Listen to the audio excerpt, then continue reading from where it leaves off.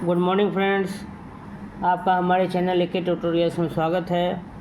आज जो है हम लोग हिस्ट्री 6 का जो शॉर्ट टॉपिक्स जो डिस्कस कर रहे थे उसी की अगली कड़ी में हमारा अगला टॉपिक है वो है पूंजीवादी अर्थव्यवस्था में ज़मींदारों और किसानों का एकीकरण।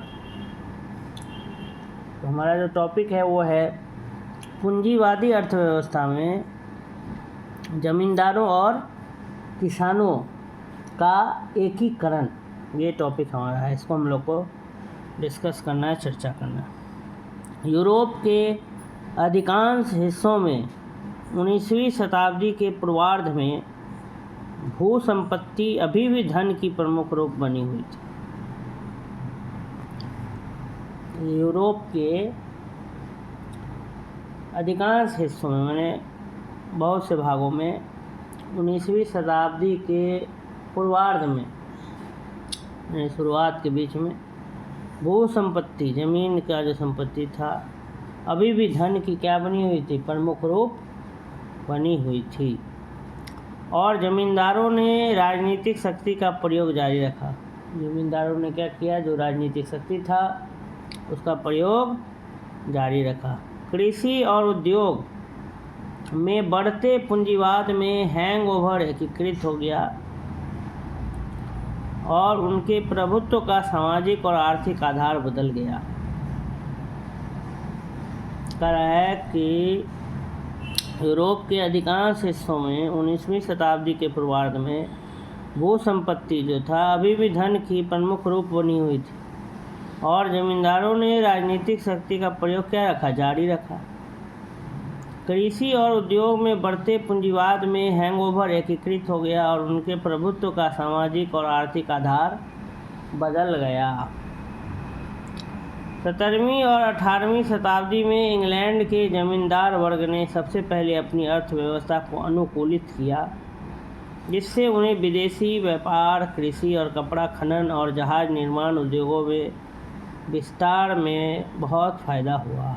कह रहा है कि 17वीं और 18वीं शताब्दी में इंग्लैंड के जो जमींदार वर्ग थे उन्होंने सबसे पहले अपनी अर्थव्यवस्था को क्या किया, अनुकूलित किया, व्यापार के अनुकूल बनाया। इससे उन्हें विदेशी व्यापार, कृषि और कपड़ा खनन और जहाज निर्माण उद्योगों में विस्तार से बहुत फ़ायदा हुआ। अंग्रेज भू अभिजात वर्ग, जिसके पास देश की लगभग 1/4 भूमि थी, इन आर्थिक परिवर्तनों का प्राथमिक लाभार्थी था।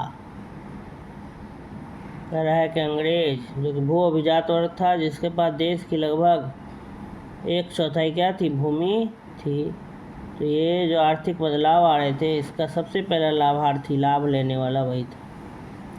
परिणाम स्वरूप उनके पास अन्य यूरोपीय देशों की तुलना में कृषि परिवर्तन, आर्थिक नीति और प्रारंभिक पूंजीवादी निवेश को आकार देने की अधिक शक्ति थी। तो परिणाम स्वरूप जो था उनके पास दूसरे यूरोपीय देशों से अगर तुलना करें तो कृषि में परिवर्तन, आर्थिक नीति और प्रारंभिक पूंजीवादी निवेश को सेप देने का अगर सबसे ज़्यादा शक्ति जो था तो अंग्रेज़ों के पास ही था। अंग्रेजी गृह युद्ध के बाद गौरवशाली क्रांति में जमींदार कुलीन वर्ग की राजनीतिक जीत और 18वीं सदी की भूमि पर कब्जे ने पूंजीवादी अर्थव्यवस्था और बुर्जुआ समाज में जमींदार अभिजात वर्ग के एकीकरण को और आसान बना दिया। पर गौरवशाली क्रांति जो हुआ उसमें जमींदार के कुलीन वर्ग की राजनीतिक जीत हुई और 18वीं सदी की भूमि पर कब्जे ने जो है वो पूंजीवादी अर्थव्यवस्था और बुर्जुआ समाज में जमींदार अभिजात वर्ग के एकीकरण को क्या कर दिया, और आसान बना दिया। जमींदार अभिजात वर्ग के आधुनिक जमींदारों में परिवर्तन के साथ साथ जमींदारों को सामाजिक संरचना में भी बदलाव आया। कह रहा है कि जमींदार अभिजात के जो आधुनिक जमींदार हैं उसमें परिवर्तन के साथ साथ जमींदारों का जो सामाजिक संरचना था उसमें भी बदलाव देखने को मिला। वाणिज्यिक और औद्योगिक पूंजीपति वर्ग तेज़ी से भूमि में निवेश कर रहा था। जितने भी औद्योगिक पूंजीपति वर्ग थे या वाणिज्यिक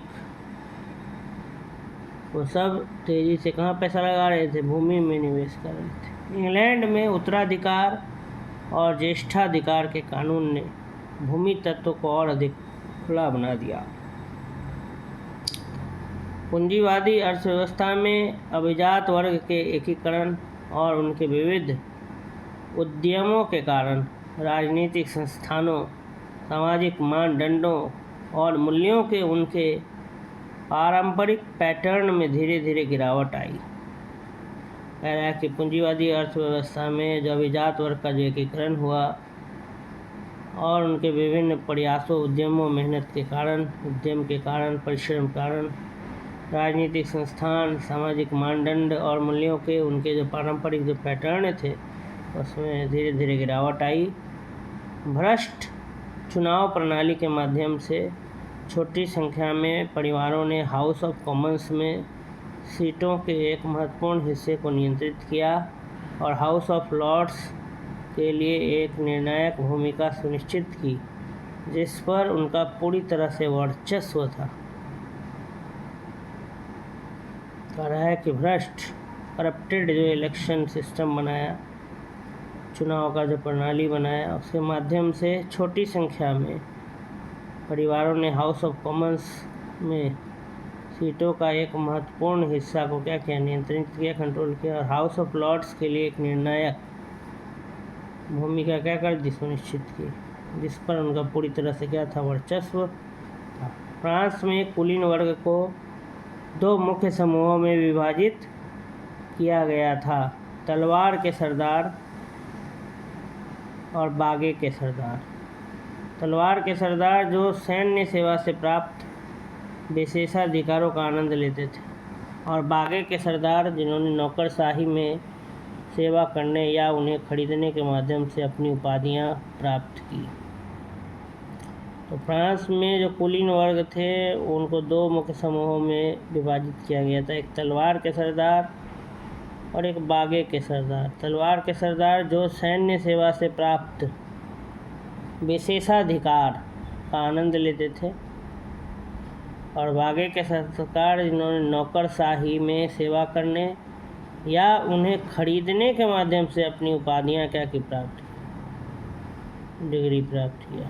फ्रांसीसी कुलीन वर्ग के कुछ सदस्य दरबारी कुलीन वर्ग का भी हिस्सा थे, जो क्रांति की पूर्व संध्या तक नौकरशाही, चर्च और सेना में सर्वोच्च पदों पर कार्यरत थे। इन रईसों और प्रांतों में स्थित लोगों के बीच एक महत्वपूर्ण अंतर था, लेकिन सभी रईस अपनी स्थिति की परवाह किए बिना कृषि के व्यावसायीकरण, अंतर्राष्ट्रीय व्यापार और वाणिज्य के विकास और एक कुएं के उद्भव के बाद भी लंबे समय तक सामंती विशेषाधिकारों का आनंद लेते रहे। ये था पूंजीवादी अर्थव्यवस्था में जमींदारों और किसानों का एकीकरण। ये टॉपिक यहीं पे समाप्त होता है। और आपको मेरी वीडियो अच्छी लगी हो तो लाइक करना ना भूलें और सब्सक्राइब करें और अधिक से अधिक बच्चों तक पहुंचाएं।